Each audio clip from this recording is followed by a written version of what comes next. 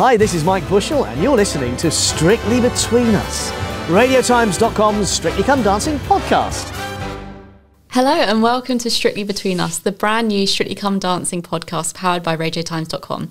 Each week, myself and my co-host, Radiotimes.com news editor Emma Powell, will be dissecting the drama on the dance floor with interviews, gossip, and behind-the-scenes secrets straight from Strictly itself. Today, I'm joined by Emma. How are you, Emma? Hello, I'm good. And Frances Taylor, the commissioning editor of Radio Times magazine. How are you doing, Frances? Very well, thank you. And we're going to talk about the lineup of the couples today, but already we've had a spanner in the works with Jamie. So how did you guys kind of react to that? Because when I got the email through, I did like a pantomime gasp of like, no, I just couldn't believe it. So what did you guys make?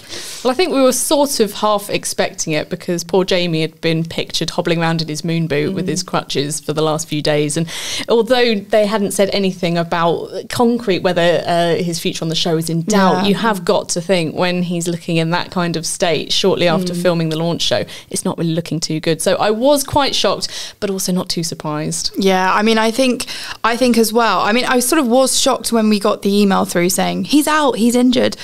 But at the same time, he had been extremely quiet on social media by not saying anything about it. So I thought, you know what, a statement's got to be coming that he's pulled out, because he's on Instagram quite a lot. He does stories every day.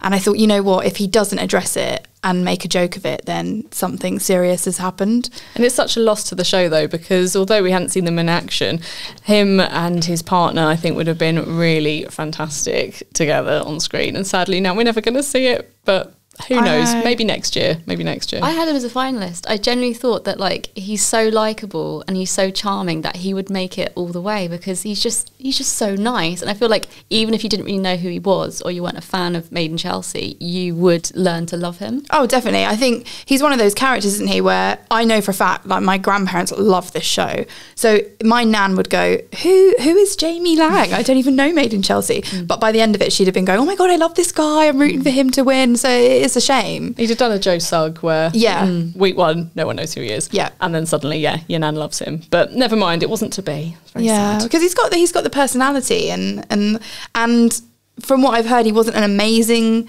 dancer immediately in training, but you feel like he could have been one of those success stories which is what Strictly is really all about. All about the journey. And that's the thing, if you're fantastic in week one, it can be actually a bit of a hindrance, because if people see that you're so incredible from the off, doesn't always do you very well. So exactly that. If he wasn't necessarily one of the best dancers, but could have improved, could have gone all the way. Yeah. I think as well with Jamie, what some people were disappointed about was that he's one of the faces people did know, like a younger audience recognised Jamie. And kind of bringing us to that, like the lineup this year has faced a little bit of criticism for not being too kind of as well known as before. Like in previous years, we've had Will Young, we've had Ed Balls, we've had really, really stellar lineups. And this year it seemed a bit more subdued, the reaction to it. There was a lot of kind of hate on Twitter. There's always hate on Twitter, to be fair, but there was kind of more than usual saying, who is this person? Who's that person? So what do you kind of make of the lineup yourselves? Because I'm kind of tired of people moaning about it, because I know, like you said, it's about the journey and what the journey people go on to become brilliant dancers. But what do you guys make of who's kind of like in the lineup so far? I mean, I can see why people complain about it every year, but in that sense, it's almost you just complain about the Strictly lineup. There's always going to be someone that someone doesn't know. But I quite like the direction they're taking. I mean, adding Joe Sugg in last year was a massive move for them, because if you're not part of that YouTube world, you don't really know who they are. They sort of self-contained in that world. But like with Saffron, I think it's a good move to have her in it, because like Joe Sugg, everyone loved him by the end of it. People were rooting for him. He's done well off the back of it, you know. And I think they've still got a mix of people. It's not as if they've shaken it up so much that they've just got a load of young people that no one in the sort of like 40, 50 plus bracket is going to have a clue who they are. I mean, I think people need to just get used to the fact that it's not always going to have the same types of people that it had in Series 1. It's got to change, but they haven't done it enough so that it's so drastic people are going to turn off. I think it's a great lineup. See, I kind of agree, but I think, you know, it is quite by the numbers, and they do this every year, where you have the EastEnders actress and now obviously the YouTuber, Radio 1 star, sports person, you know, BBC Breakfast star. They do have these sort of boxes in a way that they go, right, we'll get someone from over there, someone from over there.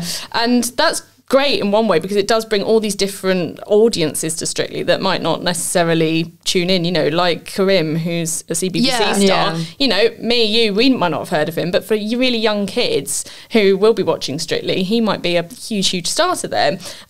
But I do think it is missing your kind of star that you cannot wait to see on the dance floor because it is so unlikely, it's so bizarre, so funny. You know, like your Red Bulls. I know that's true. You do want someone where you look at that and you go, oh my goodness, I cannot wait to see them because that's going to be so bizarre, so funny. And actually, I do think that is lacking this year.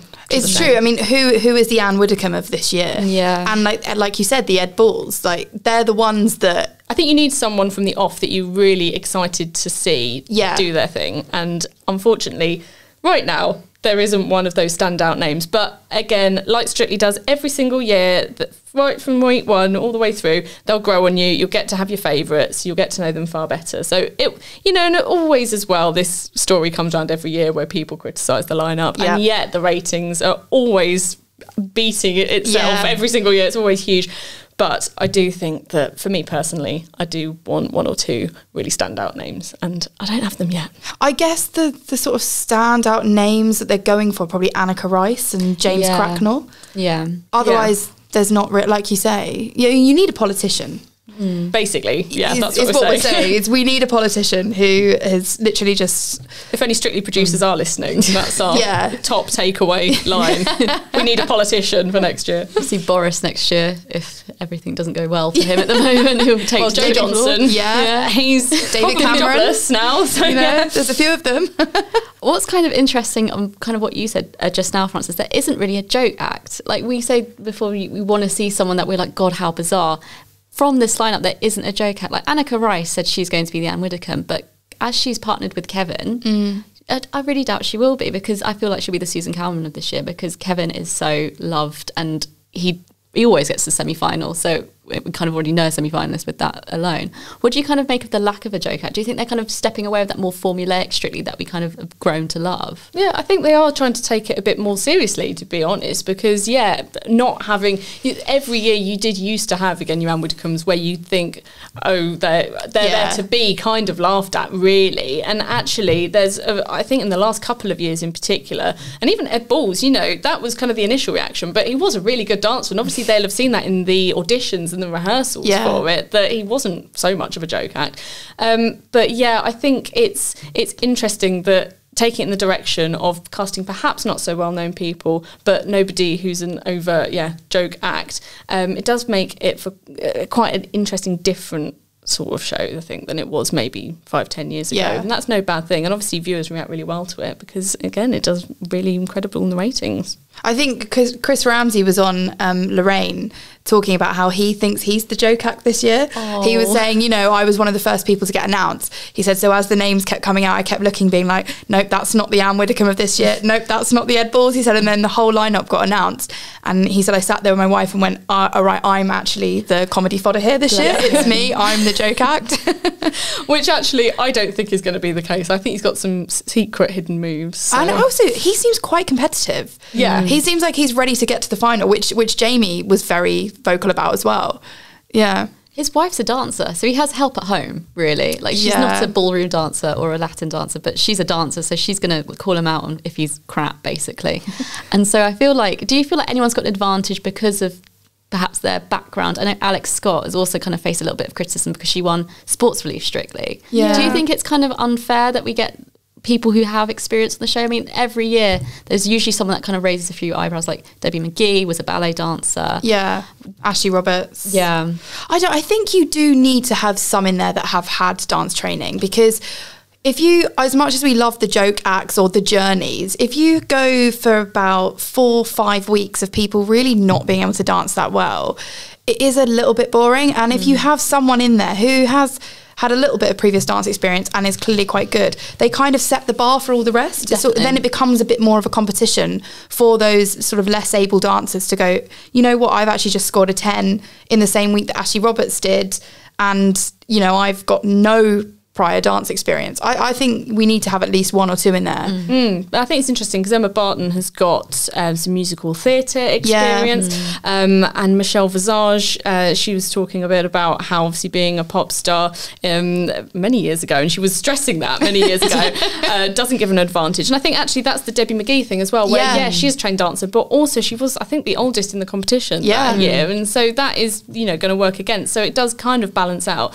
But I completely agree. I think you're never, in the world of showbiz, you're never going to find a whole sort of 15 people who have never been to the Brit School or Definitely. drama or somewhere. And along that, you know, if they're an actor or whatever, I'm sure at these establishments, they do have to do some dancing and some singing and everything else. And so it's part and parcel. And again, it creates a lot of tabloid headlines for them, which I'm sure they don't mind as well. Exactly.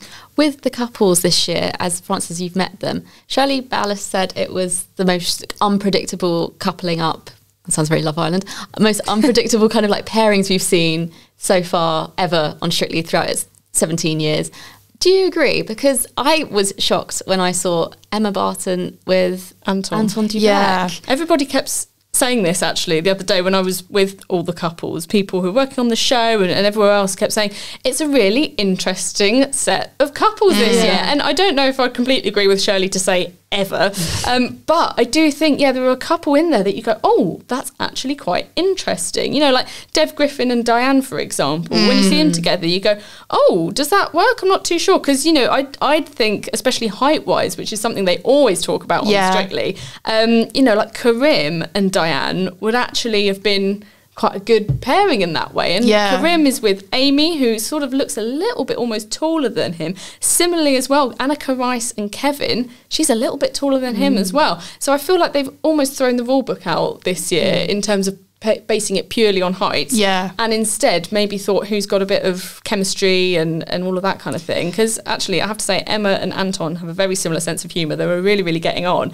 and I think as a couple they really will work. Do you think they've sort of gone down the route as well of going, Anton always gets lumbered with the dance, the celebrity who's not really got any chance of getting to the final? So do you think they've deliberately put him with Emma this year to give him a shot at getting further than sort of week 1 or week 2? Yeah, well, I mean, he was out first last year with Susanna. And again, I must admit, their partnership was very funny and they really did have a laugh together. But obviously, Susanna was not the best dancer. To be polite. And I must admit, from seeing the little I have of Emma Barton, she does actually look pretty good. Again, she's got that musical theatre training, but her poise, even her finger placement, her arms, she did look good. So I would say Anton does have a better shot this year. Quite why they've done that, as you say, if it's a conscious decision, I'm not sure. But I think the obvious one, you know, again, when you saw the list of celebrities with Annika being very tall and actually the oldest female, you'd go, oh, well, she's going to have Anton there. That's what we both said. We were just like, well, that's sorted then. Yeah, so it's, again, to have her with Kevin, you think, oh, it's quite interesting. But do you know what? I think fair play. I think to make it not predictable and actually not what people are going to be expecting, I'm really quite excited for some of them. Yeah, you need that. But what I was going to say as well is, what do you think of having met the 3, well, they're not all new dancers. Neil's obviously been on the show for a while, but he's got a celeb this year. What do you think of their chances of getting to the final? Because obviously last year, Graziano got a bit of stick for sort of not doing the best choreography for Vic. Do you think these have got a shot at getting to the final? I think Neil in particular, he's sort of seen as the underdog and viewers' favourite, because every year he's missed out on a partner. Come on, Neil. And every year people have gone, oh, poor Neil.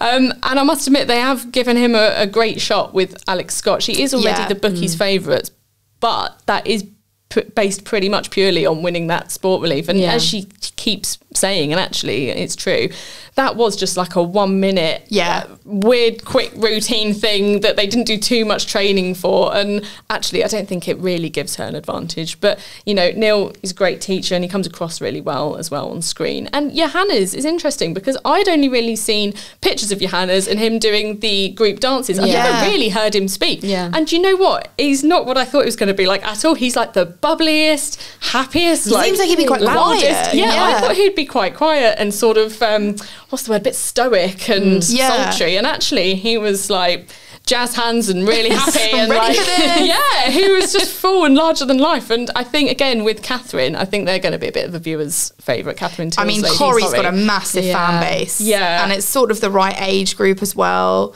And I'm not sure that Catherine's going to be the absolute best dancer on the show to start with, but I think again their partnership will be one that people really get behind. And she loves it. She absolutely loves the show. She's been wanting to be on it for years, so you know you're going to see how much she wants to be there, and that goes a long way. I think when you can tell how enthusiastic the celebrities are to be there. And yeah, James and Luba, again, they look fantastic together. I think he is a bit more, again, he's got that sportsman mentality, so he's very competitive. But I would say, again, he's not probably the most natural dancer. I can imagine. Yeah, he's a little bit kind of, I think, especially stiff? right now, he's not quite sure. But again, from the little I've seen of Luba, she looks like she's going to be a brilliant teacher as well. So I think it's nice every year to do a bit of a shake-up with the pro lineup as well. And people were quite surprised, you know, that some of the more well-known names, shall we say, have either sort of left the show or maybe have been demoted a little bit. But actually, I think it's really exciting to give people like Neil and Johannes and Luba, who have been on the show for a while, a bit more of a shot. I think it's kind of a shame about Gawker, if I'm honest, because he's been quite vocal about not being that happy about it. Like a fan commented on his Instagram saying, is it because you want to spend more time with the baby or something like that? And he was just like, no, lol, but I will. Do you kind of think that... That's a well-placed lol. Do you kind of think it's kind of like a deliberate thing by Strictly Produced to kind of stir up this kind of like belief that they're not always happy, or that there's kind of like tensions, because there's always tabloid headlines about it? I think there's always going to be tabloid headlines about everything, no matter what.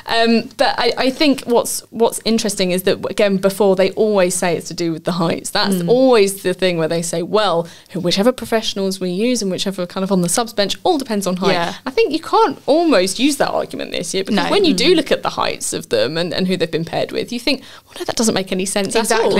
So I think it would be really difficult to speculate and read into exactly the reasons behind who gets a partner and who doesn't. So I feel bad for Gawker, but again, he's got a new young baby, so time well spent. But also, like, if you just going back to like the odds and stuff, you know, you're saying Alex Scott is like the favourite at the moment. I mean, has there ever been a point where the bookies have correctly predicted who's going to win? Because like last year, Vic Hope in week 1 and I think week 2 was favourite to win, and obviously she bombed out like week 4. Yeah. She didn't even make it to Halloween, I don't think. I think at the time as well, Laura Whitmore from The Off was like quite a high hope, and obviously again she didn't last too long either. I think it's hard again because what these initial bookies odds, it's so speculative. It's almost pointless because they're basically just going on looking at them and just going, I don't know who's young, who's thin, who looks like I can move a bit potentially. Who did tap class at 5 years old. Exactly. And it's, I think after week 1 and week 2, when you start to get those scores in, they kind of refine their odds and their favourites a bit more. But I will say, you know, the favourite female is Alex Scott. The favourite male is Karim. And I have to admit, I think Karim is a really hot shot. He can really move, apparently. Yeah, and I think an underdog. Yeah, I think it's tricky almost that you don't want to be too good in week 1. Yeah, because you set the bar for yourself. You do, but him and Amy, I mean, Amy could not take the smile off her face for having got Karim. She's like, I'm going to the final. She pretty much was. I think this is the best shot she's had in her whole time on the show of making it that far. And again, their chemistry, they seem to really, really get on actually and really bounce off each other. And I think that's going to really come across to viewers. But he as well, actually, he had this sort of energy. And obviously he's a children's TV presenter, so he's going to have that. But I sort of thought the second the cameras were on him, he could just turn it on and just be this kind of like really excitable, really into it, and you could see how enthusiastic he was, and that really goes a long way, and that will really come across to viewers. And a bit like Stacey and Ore Aduba as well, you could see through the whole thing how much they were loving it, and they weren't really well-known names, and yet they won it. And, you know, I know we're week 1, we haven't seen the dance yet, but I am already saying Karim to win. And it rhymes, which is also quite handy. Hashtag Karim to win. What do you kind of make of Saffron, Barker and AJ? Because AJ had a bit of a slip up in the one show by basically saying, I've got Saffron. Oh, wait, no, I don't. But then obviously you did. What do you kind of make of that pairing? Because AJ is another favourite dancer of viewers, and he always gets to the semis at least. So do you think he's got a better shot with Saffron? Because Joe Sugg did really well. Yeah, and I think that he's kind of he has set the bar, Joe Sugg, by, you know, making it to the finals. So, you know, no pressure, Saffron.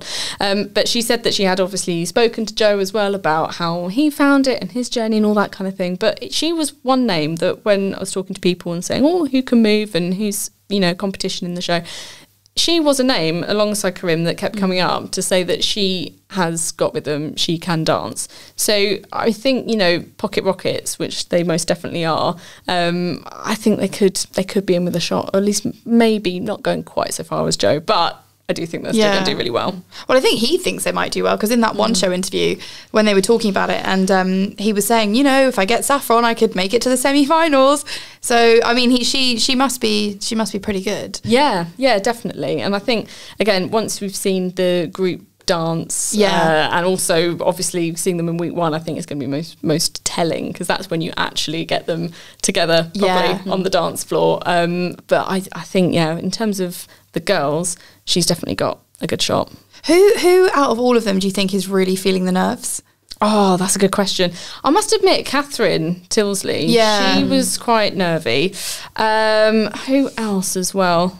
Dev was sort of the opposite of nervy. He was taking it all completely in his stride. He's and he was so like, cool, isn't he? Just like, whatever. Yeah, so laid back, he was horizontal. But again, I think Diane as well was saying that he had really good rhythm, so he's got nothing to worry about. Annika actually was a bit nervous. I think she sort of said, I'm slightly worried. Yeah. She said she's never ever danced before, like, at all. I thought she'd have some hidden moves, but apparently she's injured. She's got like stiff back or stiff shoulder. Yeah, she slipped and kind of hurt her shoulder, which she said apparently is absolutely fine now. But you know, it doesn't take much, does it, on Strictly? God no. Or like a dodgy turn or a fall on the floor. Exactly. And I think just the whole experience, she said she's never been very girly. She's never really worn dresses. So I think it's kind of a bit of a 0 to 100 for Must be quite overwhelming in a weird way. Yeah. One of the most excitable, actually, was like an absolute puppy, was Will Bailey. Really? He was, everything was just like wow for him. He was loving it. And again, him and Jeanette, they're just the smiliest pair. She's great though. Like, She's you so can good. imagine you couldn't have a bad time being partnered with Jeanette. Exactly. And I think, again, their enthusiasm. He might not be the best dancer, and he said that himself, and he's spoken about how he thinks he might struggle in certain aspects, but they are definitely going to be triers, and I think they're going to be almost that sort of people's champion thing again, where maybe they don't get the best marks, but you just see how much he's loving it, so you pick up the phone. That's what I think for them. Kind of looking, as I look through this kind of lineup again, what I'm kind of really interested in, actually, we said that Anton is usually the joke act, and the real Strictly curse is landing Anton, because that means you're out week one. But looking at this, do you think the joke act would be Mike Bushell and Katja? Because Katja's routines are amazing, but often quite comic, and Mike Bushell fell in a pool. So quite famously. I would say, actually, I was going to come on to Mike, I would not write him off. I really wouldn't, because I completely agree that he's, you initially look at that and you go, dad dancing. Yeah, week one, dad dancer. What he does have is, again, he's a trier. My God, he's a trier. But he has stamina. We were sort of asking him to do all of these elaborate moves and jumping up and down, and he just was not getting tired at all. And I think his enthusiasm for the show is right up there with Will. I'd say they are the two that are kind of most excited to be there. And Katja knows a thing or two about creating incredible choreography that actually brings Gangnam the best out of people. And Mike was talking about Gangnam Style as well. He was wearing a sort of similar jacket as well to that. I thought there's going to be a novelty song absolutely. in some of their choreography. There'll be a swimming song, and there'll be a paddling pool, Baby and Shark maybe. Oh my God, Don't give them ideas. Amazing. Don't give them ideas. But yeah, I think he, again, you look at that and you go, oh yeah, out week one, and actually I think he'll get far further than you might think. That's what I'm saying. One to watch. Definite underdog. I do really want them, when they do like prop week, to bring out like some kind of paddling pool or something like that. He has to acknowledge that. I was going to mention as well Michelle Visage, because if you want to know who's wearing the trousers with her and Giovanni, it is absolutely not Giovanni. Does not surprise me at all. Again, their partnership is very, very funny, actually. And she wanted him. Yeah. And I think she, as well, has been kind of holding out for Strictly. It's something she's been really, really wanting to do. Really? And she's obviously, again, really excited to now be doing it. And we're going to be seeing a lot more of her on Drag Race as well, which, again, will make viewers get to know her a bit better. So I'm hoping that they'll do well. Again, she had really good poise, so she's got good steak hips. This is what someone from BBC told me. She can really shake her hips. So that's nice. interesting. Yeah, I think again though it's their partnership where he was getting shouted at and whipped around and it was just very, very funny. I don't know how much they'll be able to use of footage of those two because it was all quite extreme, but really, really funny. So yeah, I think they're going to be viewers' favourites too. There's quite a few on there that you do sort of think, oh God, like if they went in week 1, that would be really gutting. Yeah, it's true actually. I think that's always the case with Strictly, where even, like Susanna and Anton last year, I was still sad that they went so early because she couldn't dance, but actually the way that their relationship and how her personality was coming across and how she just didn't really care when she knew she was bad but was enjoying it is also quite funny, and you need that. You want to watch that. Exactly. And every Saturday you do kind of again want that person where you go, I can't wait to see what they're going to do, and it's always a shame that people don't get to realise their full potential. But yeah, it's going to be an interesting one, I think, for lots of different reasons. Yeah. Touching on Michelle Visage, obviously Jamie was another one, but they're very anti-reality stars. Michelle Visage was in Celebrity Big Brother, and there's always reports that they've banned reality stars. Do you think this is really the case? Because we were saying earlier how Mark Wright was on it and everyone's kind of forgotten about that. Forget that. I think that's exactly it. I think there's just so much tabloid speculation when it comes to these sort of lines of stories where they say, oh, Strictly has this, Strictly has ban on that, and a contract for that, and da-da-da. And actually a lot of it is rubbish, and I don't think there is a reality star ban in any way. And obviously again, Mark Wright was 4 years ago or something. I think it's just getting the right reality stars. I think that's what it is, and it's quite tricky to especially Jamie has been on Made in Chelsea since the start. They're usually quite well established reality stars who have also done other projects outside of the show that made them famous. That's it, and I think that's definitely the case for Mark Wright and for Jamie Laing and for any future reality stars from either Made in Chelsea or The Inner Essex, or even something like Love Island. I think they're almost missing a trick. Not getting someone like, I think Dr. Alex is doing Celebrity MasterChef, and actually him doing Strictly, I think would have been great. So I think they should be going down those avenues more, to be honest, but just definitely cherry picking the right people. I think that's where that whole ban speculation thing came, was when Gemma Collins was rumoured and saying she wants to go on Strictly. Desperate. I think she still is to go on. Yeah, and I think that's where it came from. People going, no, they're absolutely banned. You can't have reality TV stars on Strictly, because it was never actually firmed up. Like, no one ever confirmed from the BBC that was the case, and clearly not, because Jamie's on there. Well, was. And I would still love to see Gemma Collins do it, to be honest. See, I disagree. I don't know. After Dancing on Ice, I think it'd be all about her, and it's kind of like, I kind of want to see everyone else. It's not your show, so she would be hilarious. I think I just want to see Gemma Collins do everything, to be honest. So I'm not fussy, Strictly or not, but I agree. I think now she's done Dancing on Ice, she'll be firmly on the no list rather than the yes list. I think so. Yeah.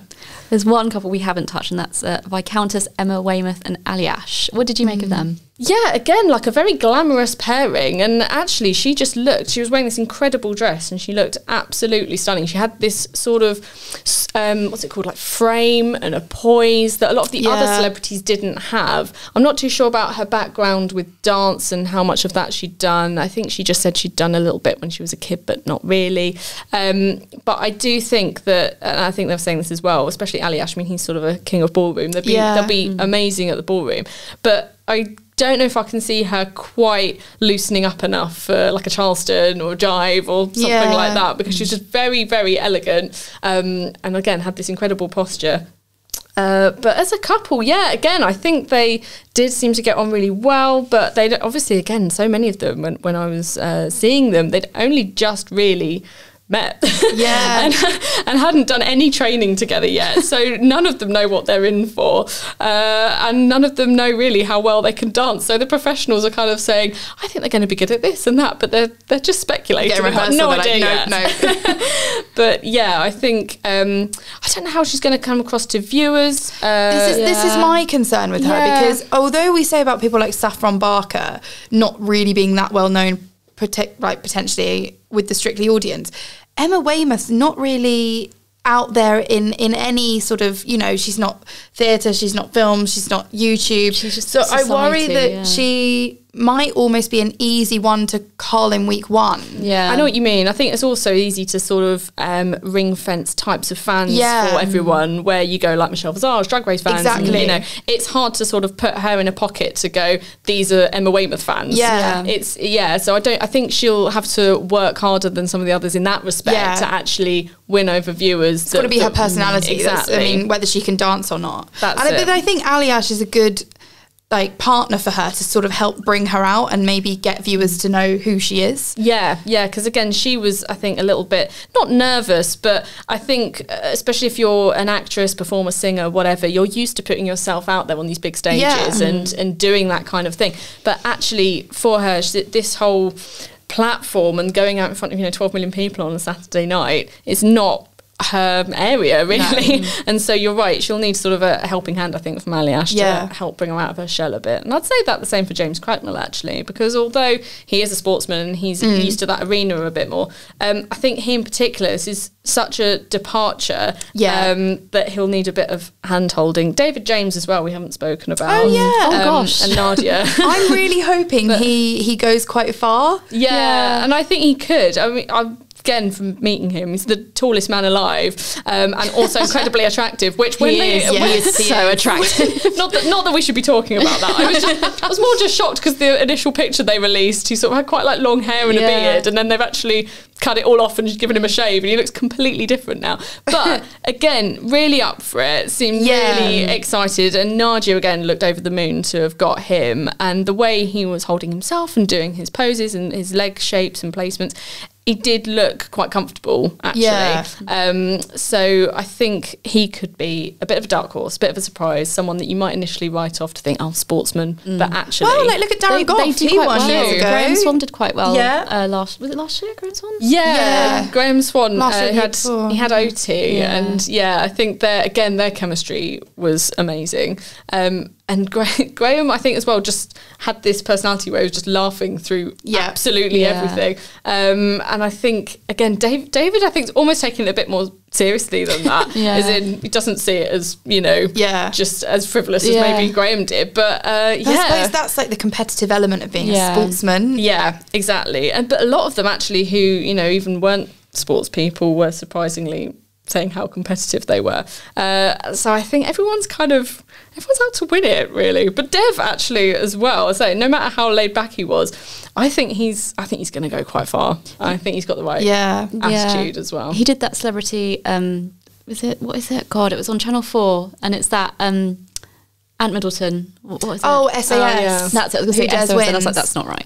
No, he did that, and he stuck it out on that. He was quite, solid and didn't kind of get emotional. So I can imagine with Strictly, he'll treat it quite similarly, like quite actively. Got the determination. Be determined about it. I think a lot of them as well, interestingly, have quite a high level of fitness as well. You need it. I think people don't realise how fit you need to be for Strictly. Yeah, but from the off, like a lot of them will kind of start off going, oh, I haven't really done anything. Yeah. But actually, I think they're all taking it quite seriously. Quite a competitive year then. Mike Bushell said that Stacey Dooley did like 110-hour weeks when she was on Strictly. She went all out. I didn't know there were 110 hours in a week, to be honest. I don't think Stacey slept for 4 months. If there is, I'm not doing that. I was kind of just like, what?